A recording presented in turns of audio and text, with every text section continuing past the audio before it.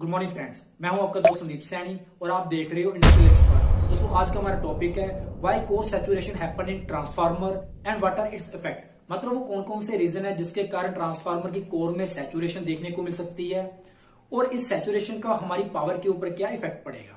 दोस्तों जो कोर हम ट्रांसफार्मर के लिए यूज करते हैं वो फेरोमैग्नेटिक मटेरियल से बनती है और इस मटेरियल की अपनी कुछ लिमिटेशन है और इन्हीं लिमिटेशन ने ट्रांसफार्मर की परफॉर्मेंस को भी कंट्रोल किया हुआ है। और आपको इस बात का खास ध्यान रखना है कि फेरोमैग्नेटिक मटेरियल कोर से बना हुआ transformer infinity magnetic flux density को सपोर्ट नहीं करता। मतलब ऐसा नहीं है कि आप इसकी मैग्नेटिक फील्ड फोर्स को जितना चाहो इंक्रीज करोगे और उसके रिजल्ट में मैग्नेटिक फील्ड फ्लक्स भी उतनी ज्यादा इंक्रीज होगी। मतलब कहने का जब आप मैग्नेटिक फील्ड फोर्स अप्लाई करोगे तो एक सर्टेन लेवल पे जाकर मैग्नेटिक फील्ड फ्लक्स इंक्रीज होना बंद हो जाएगी और इसी को हम सैचुरेशन पॉइंट बोलते हैं। तो जब भी हम ट्रांसफार्मर को डिजाइन करते हैं या फिर यूज करते हैं तो आपको इसके इस पॉइंट का खास ध्यान रखना है, क्योंकि जब भी ट्रांसफार्मर की प्राइमरी वाइंडिंग की वोल्टेज अपनी डिजाइन वोल्टेज की लिमिट से ऊपर चले जाएगी तो कोर फ्लक्स अपने सैचुरेशन पॉइंट पे पहुंच जाएगी। और अगर ऐसा होता है तो ट्रांसफार्मर की सेकेंडरी वाइंडिंग की वोल्टेज की वेव शेप प्राइमरी वाइंडिंग की वोल्टेज की वेव शेप से मैच नहीं करेगी। मतलब ओवर वोल्टेज के कारण हमें ट्रांसफार्मर की सेकेंडरी साइड पे डिस्टॉर्टेड वेव शेप मिलेगी, जिसके कारण ट्रांसफार्मर की सेकेंडरी साइड पे हार्मोनिक्स क्रिएट होंगे।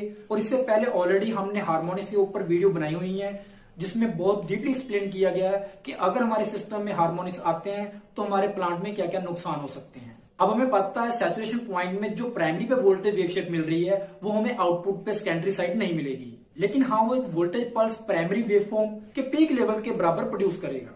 और सैचुरेटेड केस में फ्लक्स की वेवफॉर्म क्रॉप्ड साइन वेव देखने को मिलेगी और जब जब फ्लक्स चेंज होगी उसी लोकेशन पे आपको वोल्टेज पल्स देखने को मिलेगी। और यहाँ पे रेड वेवफॉर्म का मतलब है प्राइमरी वोल्टेज, येलो वेवफॉर्म का मतलब है सेकेंडरी वोल्टेज और ग्रीन वेवफॉर्म का मतलब है मैग्नेटिक फ्लक्स। तो ट्रांसफॉर्मर सैचुरेशन का दूसरा पॉइंट है अगर आप ट्रांसफार्मर की नॉर्मल फ्रिक्वेंसी से लोअर फ्रिक्वेंसी इनपुट पे दोगे भी आपको सैचुरेशन पॉइंट देखने को मिलेगा। फॉर एग्जांपल मान लो कोई ट्रांसफार्मर 60 हर्ट्ज पे ऑपरेट करने के लिए डिजाइन किया गया है, लेकिन आप 60 हर्ट्ज की जगह पे वहां पे 50 हर्ट्ज देते हो तो फ्लक्स 60 हर्ट्ज के मुकाबले बहुत ज्यादा प्रोड्यूस होगी, क्योंकि ट्रांसफार्मर कोर आपको सेम वही वोल्टेज आउटपुट पे प्रोवाइड करवाना चाहेगा जो इनपुट वोल्टेज के अगेंस्ट आपको मिलनी चाहिए थी। तो आपको आउटपुट पे जो वोल्टेज 60 हर्ट्ज के केस में मिल रही थी वही सेम वोल्टेज आपको 50 हर्ट्ज पे भी मिलेगी। और magnetic flux rate of change जैसे जैसे चेंज होगा वाइंडिंग वोल्टेज भी उसके डायरेक्टली प्रोपोर्शनल होगी। मतलब फ्लक्स जितनी जल्दी पॉजिटिव से नेगेटिवली चेंज होगा तो आपकी आउटपुट की वोल्टेज भी सेम स्पीड से चेंज होगी। अब आप यहाँ पे देख सकते हो 50 हर्ट्ज और 60 हर्ट्ज दोनों केस में वोल्टेज की पीक वैल्यू सेम है, मतलब दोनों का मैग्नीट्यूड तो सेम है, लेकिन अपना हाफ साइकिल कंप्लीट करने के लिए 50 हर्ट्ज की वोल्टेज वेव 60 हर्ट्ज के मुकाबले ज्यादा टाइम ले रही है, क्योंकि फ्लक्स एंड वोल्टेज दोनों सेम रेट ऑफ चेंज से पॉजिटिव से नेगेटिव और नेगेटिव से पॉजिटिव चेंज होंगे और फ्लक्स का भी कुछ टाइम इंक्रीज होगा और इसकी जो पीक वैल्यू होगी वो 60 हर्ट्ज के मुकाबले 50 हर्ट्ज में ज्यादा होगी। अब डिस्कस करते हैं ट्रांसफार्मर के सैचुरेशन होने का थर्ड रीजन। और थर्ड रीजन है प्राइमरी वोल्टेज में डीसी करंट का प्रेजेंट होना।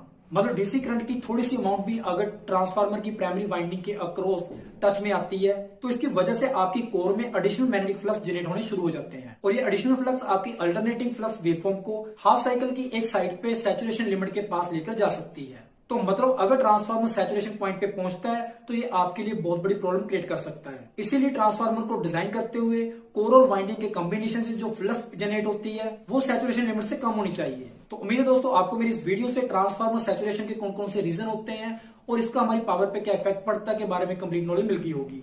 अगर आपको मेरी वीडियो अच्छी लगती है प्लीज लाइक एंड शेयर कीजिए और मेरी नई वीडियो का नोटिफिकेशन पाने के लिए प्लीज मेरे चैनल को सब्सक्राइब कीजिए। Thank you.